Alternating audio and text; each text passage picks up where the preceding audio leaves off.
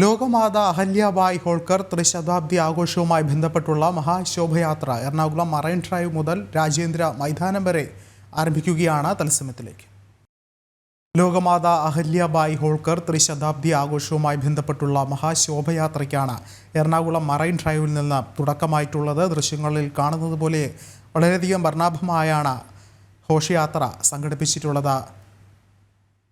അധിനിവേശ ശക്തികൾ തകർത്ത കാശി വിശ്വനാഥ ക്ഷേത്രത്തിൻ്റെ പുനരുദ്ധാരണവും മണികർണിക ഘട്ടിൻ്റെയും ഗംഗാ ആരതി ഘട്ടുകളുടെയും നിർമ്മാണവും അയോധ്യയിലെ രാമക്ഷേത്ര നിർമ്മാണത്തിനായി നടത്തിയ പരിശ്രമങ്ങളും സരയൂ ഘട്ടിൻ്റെ നിർമ്മാണവുമെല്ലാം അഹല്യാബായിയെ ഭാരത ചരിത്രത്തിലെ ഐതിഹാസിക വനിതയാക്കി. അത്തരത്തിൽ ആ വനിതയുടെ ഓർമ്മയ്ക്കായാണ് ഇപ്പോൾ ഈ ഒരു ഘോഷയാത്ര സംഘടിപ്പിക്കുന്നത്. കൂടുതൽ വിവരങ്ങളുമായി രേഷ്മ ബാബു ചേർന്നുണ്ട്. രേഷ്മ, വളരെയധികം വർണ്ണാഭമായി ആ വനിതകൾ ഒരുമിച്ച് ചേർന്ന ആ ഒരു ഘോഷയാത്ര ആരംഭിച്ചിരിക്കുകയാണ്. എത്രത്തോളം ആവേശമാണ് അവിടെ ഉള്ളത്?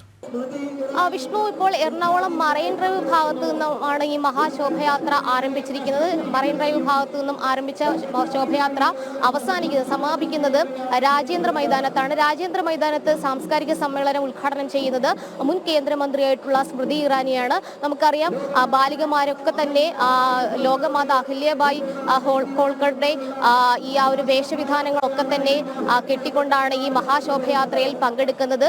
കുഞ്ഞു കുട്ടികൾ മുതൽ വലിയ സ്ത്രീകൾ വരെ ഉള്ളവരുണ്ട്. ഒപ്പം തന്നെ കോൽക്കളി കാവടി സംഘങ്ങളൊക്കെ തന്നെ ഇതിനെ അനുഗമിക്കുകയും ചെയ്യുന്നുണ്ട്. വളരെ വർണ്ണാഭമായിട്ടുള്ള ശോഭയാത്ര തന്നെയാണ് മുന്നോട്ട് പോയിക്കൊണ്ടിരിക്കുന്നത്. സാംസ്കാരിക സമ്മേളനത്തിൽ നിരവധി പേർ, ആത്മീയ സാംസ്കാരിക രാഷ്ട്രീയ രംഗത്ത് നിരവധി പ്രമുഖരാണ് പങ്കെടുക്കുന്നത്. അഹല്യാബായ് ഹോൾക്കറെ കുറിച്ച് പറയുകയാണെങ്കിൽ ലോകം കണ്ട ഏറ്റവും ധീരയായിട്ടുള്ള വനിത, അതായത് ഹൈന്ദവപരമായിട്ടുള്ള ഭരണക്രമത്തെ കൊണ്ടുവന്നുകൊണ്ട് അല്ലെങ്കിൽ മറാത്ത സാമ്രാജ്യത്തിൽ തന്നെ ഒരു ഏറ്റവും പരിവേഷമുള്ള ഒരു റാണിയായിട്ട് വാഴുന്ന ഒരു വ്യക്തിയാണ് അവർ. ഒപ്പം തന്നെ ഹൈന്ദവപരമായിട്ടുള്ള എല്ലാ ഭരണക്രമങ്ങളിലൂടെയും ഒരു സ്വന്തം സാമ്രാജ്യത്തെ അല്ലെങ്കിൽ സ്വന്തം രാജ്യത്തെ തന്നെ വലിയ രീതിയിൽ മുന്നോട്ട് കൊണ്ടുപോകാൻ സാധിച്ച ഒരു വ്യക്തി. ചരിത്രത്തെ സംബന്ധിച്ച് ഏറ്റവും കൂടുതൽ അല്ലെങ്കിൽ ഒരു സ്ത്രീ ശാക്തീകരണം എന്ന് നമുക്ക് പുരാതന കാലഘട്ടത്തെക്കുറിച്ച് പറയുകയാണെങ്കിൽ അത് അഹല്യാബായ് ഹോൾക്കറുടേത് എന്നുള്ള രീതിയിൽ വിലയിരുത്തേണ്ടി വരും. ചരിത്രകാരന്മാരൊക്കെ തന്നെ അത്തരത്തിൽ തന്നെയാണ് വീക്ഷിച്ചിട്ടുള്ളതും. ആ ഒരു മൂന്ന് നൂറ്റാണ്ട് പിന്നിടുമ്പോൾ, 300 വർഷങ്ങൾ പിന്നിടുമ്പോൾ ആ ജന്മത്തെക്കുറിച്ച് പുതിയ തലമുറയിലുള്ളവർക്ക് അറിയിച്ചു കൊടുക്കുക അല്ലെങ്കിൽ അവരെക്കുറിച്ച് അറിയുക എന്നതിന്റെ അടിസ്ഥാനത്തിലാണ് നിലവിൽ ഈ ഒരു ത്രിശതാബ്ദി ആഘോഷം മുന്നോട്ട് പോകുന്നത്. അതിന്റെ ഭാഗമായിട്ടാണ് ഈ മഹാശോഭയാത്ര എറണാകുളത്തെ നഗരവീഥികളിലൂടെ മുന്നോട്ട് പോയിക്കൊണ്ടിരിക്കുന്നത്.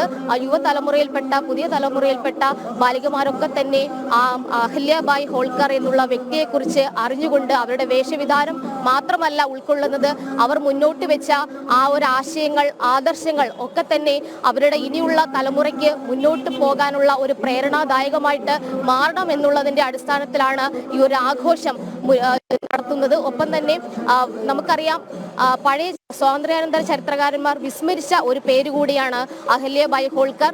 എന്തുകൊണ്ടെന്നാൽ ഇസ്ലാമിക അധിനിവേശത്തെ ഏറ്റവും കൂടുതൽ തച്ചുടയ്ക്കാനായിട്ട് മുന്നേറ്റം അല്ലെങ്കിൽ അതിനെതിരെ മുന്നേറ്റം കാഴ്ചവെച്ച ഒരു ഭരണാധികാരി എന്നുള്ള രീതിയിൽ പേരെടുത്ത വ്യക്തി കൂടിയാണ് ധീരവനിതയായിട്ടുള്ള അഹല്യാബായ് ഹോൾക്കർ.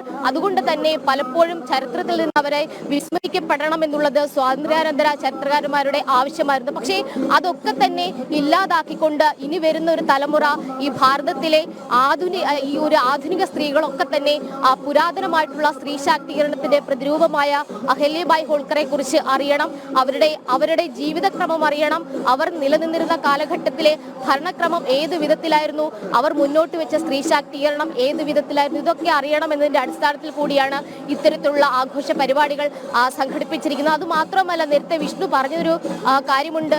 ഈ കാശി, ഒപ്പം തന്നെ സോമനാഥ ക്ഷേത്രം, അങ്ങനെയുള്ള ഇടങ്ങളിലൊക്കെ തന്നെ അതൊക്കെ തന്നെ പുനർനിർമ്മിച്ചുകൊണ്ടുള്ള ഒരു ഭരണമായിരുന്നു അഹല്യാബായ് ഹോൾക്കറുടെ കാലഘട്ടത്തിൽ ഉണ്ടായിരുന്നത്.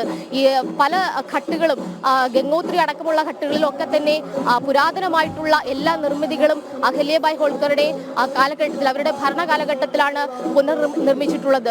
ഛത്രപതി ശിവജിയുടെ ആ ഒരു ഭരണക്രമം അല്ലെങ്കിൽ ആ ഒരു സാമ്രാജ്യപരമായിട്ടുള്ള എല്ലാ കാര്യങ്ങളും പിന്തുടർന്നു വന്ന ഒരു ഭരണാധികാരി എന്നുള്ള രീതിയിൽ ആ ധീരവനിതയ്ക്ക് ഇന്നും ചരിത്ര താളുകളിൽ സുവർണപരമായിട്ടുള്ള ഒരു കാഴ്ചപ്പാടോടുകൂടി അവർ ഇന്നും നിലനിൽക്കുന്നുണ്ട്. എന്നാലും നിലവിൽ പുതുതലമുറയിൽപ്പെട്ട ഭാരതീയരായിട്ടുള്ള എല്ലാവർക്കും ഈ പറയുന്ന അഹില്യാബായി ഹോൾക്കർ എന്നുള്ള വ്യക്തിയെക്കുറിച്ച് അറിയണം. അതോടൊപ്പം തന്നെ അവർ മുന്നോട്ട് വെച്ച ആശയം എന്താണെന്ന് അറിയണം, അവരുടെ ഹൈന്ദവ ഭരണക്രമം എന്താണെന്ന് അറിയണം. ഇതടക്കമുള്ള കാര്യങ്ങൾ അറിയിച്ചു കൊടുക്കുക മാത്രമല്ല, ഒരു കാലഘട്ടത്തിൽ നമുക്ക് മുന്നേ മുന്നോട്ട് പോയിരുന്ന വ്യക്തികളാണ് അവർ.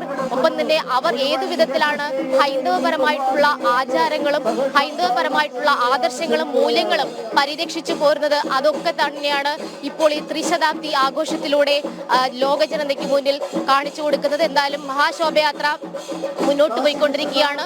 എറണാകുളം നഗരവീതിയിൽ, അതായത് മറൈൻ ഡ്രൈവിൽ നിന്നും ആരംഭിച്ച ശോഭയാത്ര നിലവിൽ രാജേന്ദ്ര മൈതാനത്തേക്ക് പോകാനുള്ള വീതികളിലൂടെ മുന്നോട്ട് പോവുകയാണ്.